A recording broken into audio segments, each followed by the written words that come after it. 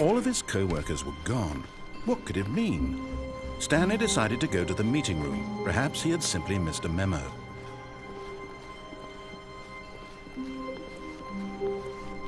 When Stanley came to a set of 2 open doors, he entered the door on his left.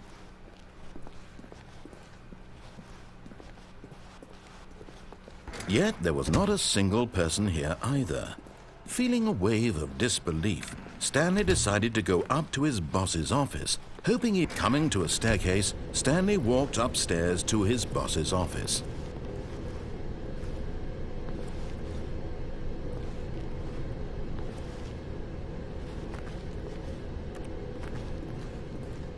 But Stanley just couldn't do it.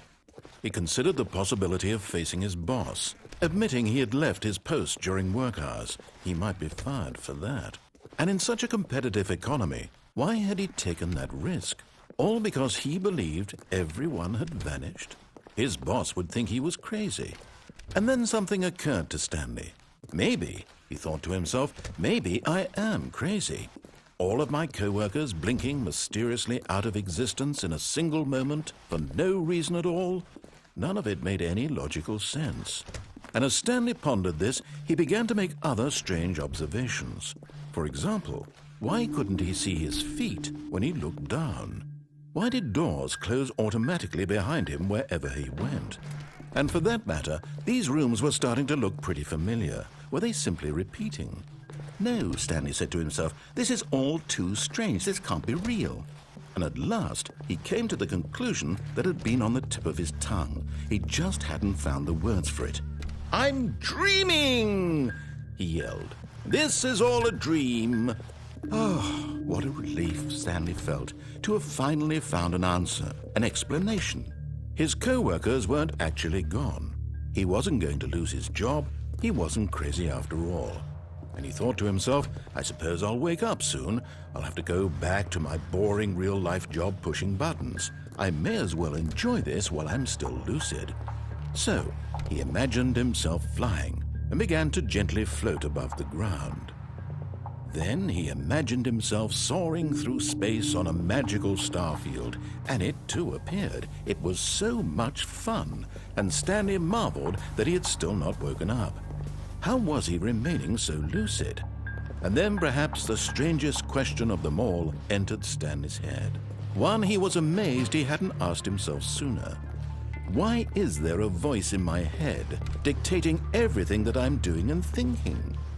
Now the voice was describing itself being considered by Stanley, who found it particularly strange. I'm dreaming about a voice describing me, thinking about how it's describing my thoughts, he thought. And while he thought it all very odd and wondered if this voice spoke to all people in their dreams, the truth was that, of course, this was not a dream. How could it be? Was Stanley simply deceiving himself, believing that if he's asleep, he doesn't have to take responsibility for himself? Stanley is as awake right now as he's ever been in his life. Now, hearing the voice speak these words was quite a shock to Stanley. After all, he knew for certain, beyond a doubt, that this was in fact a dream. Did the voice not see him float and make the magical stars just a moment ago? How else would the voice explain all that? This voice was a part of himself too. Surely, if he could just... He would prove it. He would prove that he was in control, that this was a dream. So he closed his eyes gently, and he invited himself to wake up.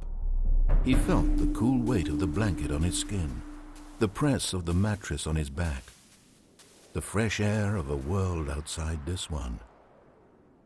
Let me wake up, he thought to himself. I'm through with this dream. I wish it to be over. Let me go back to my job.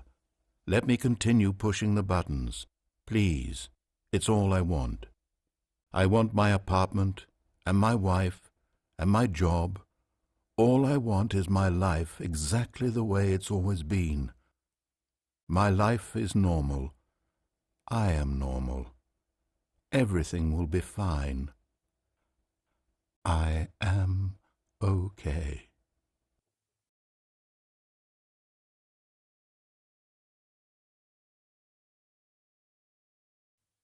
Stanley began screaming. "Please, someone, wake me up. My name is Stanley.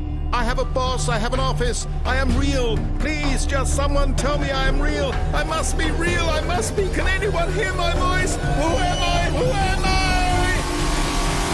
And everything went black.